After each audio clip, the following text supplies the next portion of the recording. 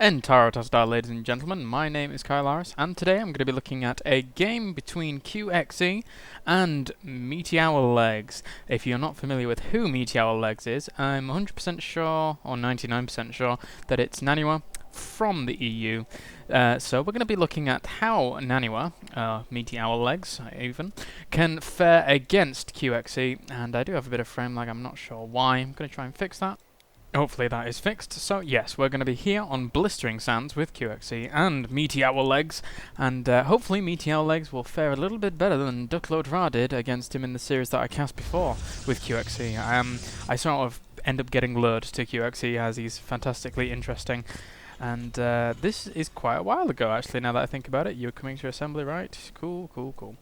So, yes, although I'm not so sure this was cast or not, whether it was or not, I don't really care too much. I still really enjoy watching QXE play, and regardless, Naniwa is pretty interesting to watch as well, even though he is BM and leaks patch notes. So, Naniwa going to be spawning down here in the 7 o'clock position, whilst QXE is spawning in this 2 o'clock position, and both players not going to be doing anything too cheesy right now, just chilling out with things. We do see a probe going out now for I don't know whether to call him Naniwa or Meaty Owl Legs. I should probably call him Owl or Meaty or Legs. Either one, doesn't really matter. So yeah, QXE here, just going to be droning up as it were, and throwing down that barracks, not doing anything too crazy. Going to be checking his expansion, nothing there right now, and Owl is going to be moving in here, going to be checking around in the base of QXE. So I'm wondering if we've got anything. If we've got anything to announce whilst not much is going on in this game. I can't think of anything, and still getting frame lag. I'm not sure why at all. But not to worry, not to worry. Done quite a bit of ladder recently, and got very, very angry at PvZ because I can't do it for the life of me. And so yeah, I really need to work on my PvZ a lot. In fact, I need to cast more PvZs because everything I've been casting as of late has been PvT. So I'm pretty sure everyone's going to get bored of PvT eventually. And once you do, when I do, and I shall cast more other things. I really don't have a problem with PvT. PvT is fantastic, regardless. So Meaty Owl Legs is going to be throwing down his cybernetics core as quickly as he possibly can do, and we do see QXE going to be throwing down that second barracks. No doubt going to be kind of either piling on a little bit of pressure, probably with a Marine Marauder, etc. And is he actually getting that reactor? So maybe we're going to see a bit of an expansion going off from QXE going into the later stages of this game. I wouldn't mind actually seeing QXE's Banshee build again, because that was frigging fantastic, the one that he used against Duckload Ra. And we do have warp gates being researched for Owl, as well as throwing down that pylon just behind the bushes to spot if anything is going to be protruding from that rocky area. Although that's not the right word, so it doesn't really matter. We do have a tech lab going down for QXE on this barracks, and just playing very, very standard by the looks of things. I'm assuming he's going to be getting an expansion very soon, as he is approaching 400 minerals extremely rapidly. And any time now? No, he's spent something. What did he spend it on? Oh, queuing up a lot of units, as well as throwing down a supply depot as well. So a robo facility now coming out for Owl Wings. Owl Wings, Owl Lings, Owl Legs, Meaty Owl Legs will do. And we do have concussive shells on the way for QXE as well. And just a Zealot or two for Meaty Owl Legs, as well as a second assimilator. So both players just playing very, very standard at this point in time. I wouldn't be surprised if we do see any some expansions quite soon, as both players are just kind of gearing up for just quite a standard game. Nothing too crazy going on. I was going to cast a game between Daimaga and Mana, but it's actually already been cast by Lucky Starcraft, I believe. I'm pretty sure he left a comment on my section, so if you want to check that out, do. There's a bit of interesting Phoenix play, which I am definitely going to try out in PvZ. Bit of a free plug there for you, Lucky Starcraft, so if you do end up catching this, then you should thank me. We do have an Observer coming out now for Meaty Owl Legs, as well as another Sentry. So he's just going to be probably securing that expansion as quickly as possible. What is with this frame rate? Oh my god, it's horrible. So yeah, in fact, he is going to be securing that expansion anytime soon. He did produce a few more units, actually, now that I think about it, or look at it. And there is, in fact, an Immortal coming out as well, probably to defend against this push. But this push really isn't going to do that much as long as the force field placement is right on this ramp. He should be fine. only a few Marines and a few Marauders. The Marauders, they're going to be useful in kiting the Zealots if they actually get the opportunity to, but I really don't think they will be able to on this ramp. As you can see, Naniwa does know that this is coming, so he's going to be force fielding off anytime soon. No, he actually decides to move back, and so does QXE as well. He realises that he can't break that ramp, especially with that Immortal there. Not going to be in a position to actually do anything about that, but he is going to be coming around to these back rocks. He is having Combat Shield being researched right now, as well as a Ghost Academy going down in the back. Very, very early Ghost Academy, but against Protoss, I personally am not surprised, as I believe that Ghosts are just so strong in PvT, to the point where whenever I play Terran, I always get Ghosts. So, knowing the weaknesses of your own main race can always be a beneficial thing if you do end up playing off race for whatever reason.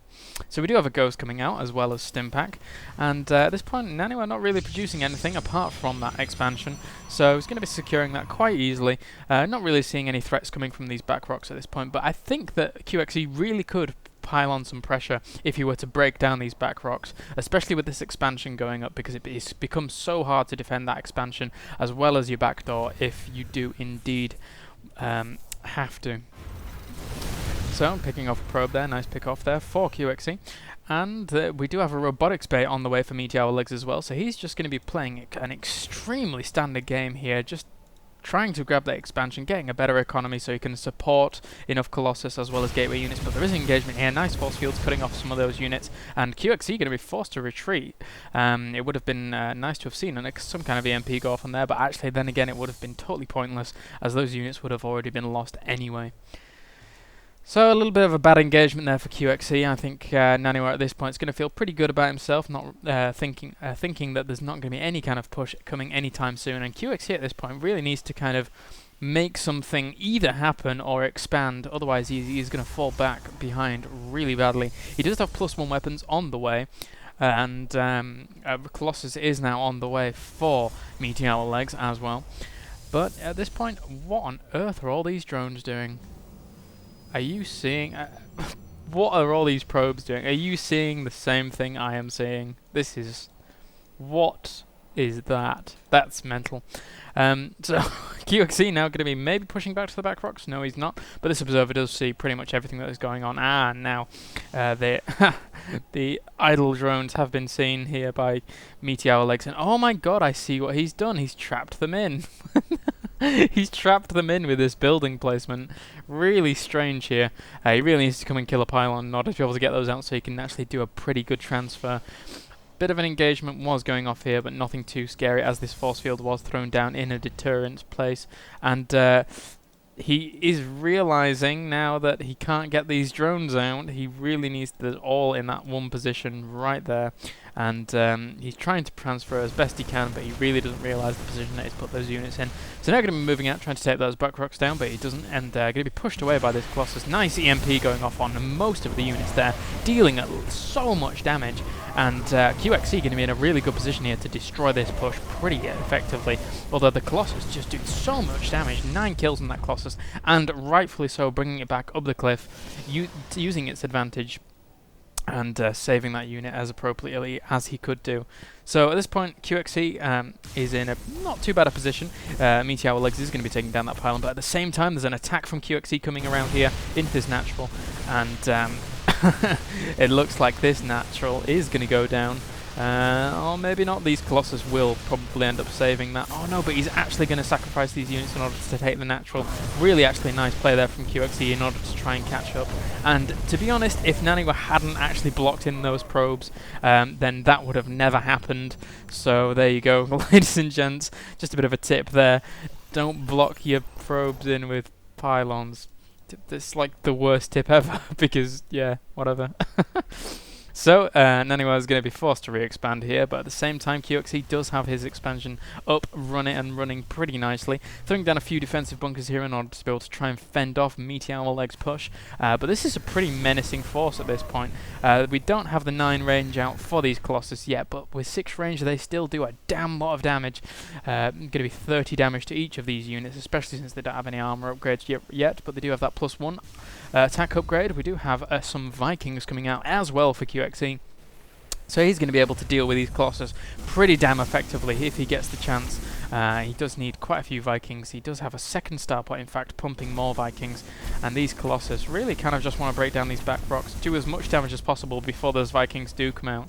Although that being said, Vikings are a lot faster, in essence, than Colossus. So, and Naniwa at this point doesn't actually have any air defense. So these Colossus are just going to be easy pickings for these Vikings. He really needs to get out of there.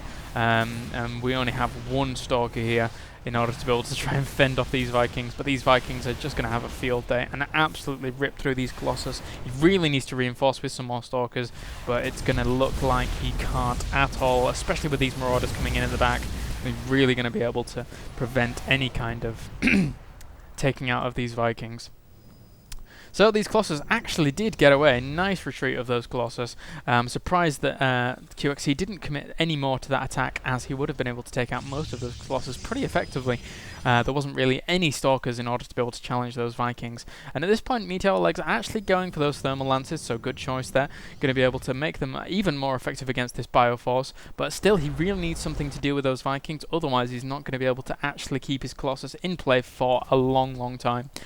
QXC just throwing down more supply depots and going to be getting a Medivac out as well, maybe to do a bit of a drop, but probably in order to be able to just bolster his force here.